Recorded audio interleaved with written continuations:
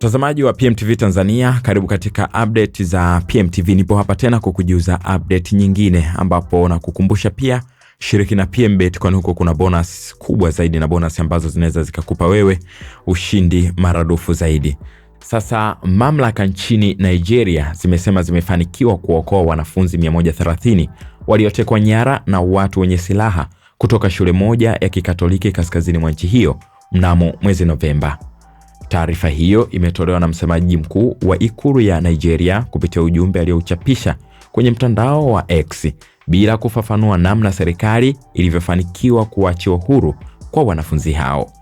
Afisa huyo amesema hatua hiyo inahitimisha zoezi la kuwarejesha nyumbani wanafunzi wote waliotekwa nyara kutoka shule ya St. Mary's iliyopo katika jimbo la Niger kaskazini mwa Nigeria. Inakadiriwa kuwa zaidi ya wanafunzi 300 walitekwa nyara katika tukio hilo, ambapo takriban wanafunzi 100 walioachiwa huru mapema mwezi huu. Hatua hizi za kufanikiwa kuwarejesha wanafunzi 130 wengine, je, ni mafanikio ya serikali ya Nigeria?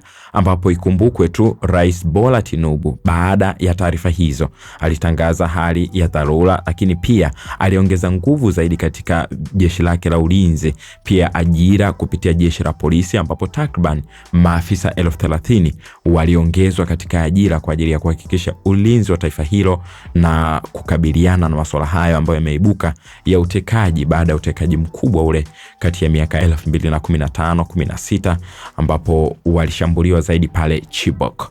Nini maoni yako kwenye hili? Hebu shiriki nasi kwenye sehemu ya maoni hapo. Asante.